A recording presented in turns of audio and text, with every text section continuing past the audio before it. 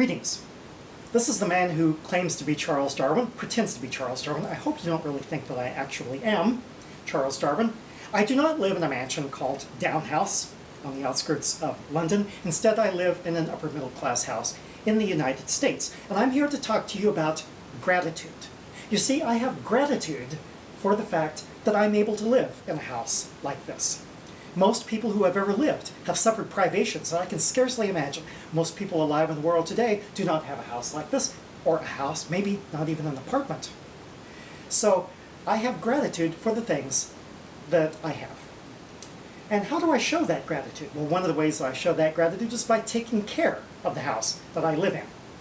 You may hear at some point during this video the sound of hammers, and that's of course the contractors putting on new siding on my house because I want to take care of the house. Well, you know, the earth is our house. Ecology is the study of the house. It comes from the same Greek word as economy.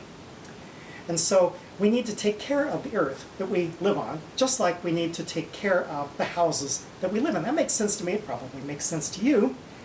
However, there is one conservative Christian group whose name I probably should not mention, whose speaker actually said that God is offended. His heart is grieved if we do not use up coal, oil, and natural gas as rapidly as possible. We need to burn the coal and oil right now. That's what God wants us to do. And if we don't do that, if instead we use wind energy, solar energy, and then are more efficient in our use of coal and oil, which we will continue to use to a certain extent no matter what. But if we don't just burn up our coal and oil right now, God is going to be offended and saddened by this. In order to explain to you just how stupid that is, I couldn't believe he really meant that, so I emailed him and he said, oh yeah, that's what I meant. I wasn't joking. Okay. Anyway, as an illustration of this, let me show you some bottles of wine that I brought back from a recent Western trip here in the United States. Brought it back for my family. I went to the Black Hills. They raise rhubarb in the Black Hills, and one of the things they do with it is make wine out of it. And let's see what we've got here. Here's Mount Rushmore strawberry rhubarb wine, and here is some right here, I think. Here it is. Red Ass rhubarb wine. And this is actually wine made out of rhubarb. It's not just flavored with rhubarb. And in Idaho, they raise huckleberries. Here's Idaho huckleberry mead.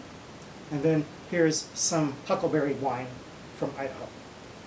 So I'm going to give these to my family. What do you think their response will be if they have gratitude for these gifts, admittedly small ones, that I've brought back for them? What will their attitude be?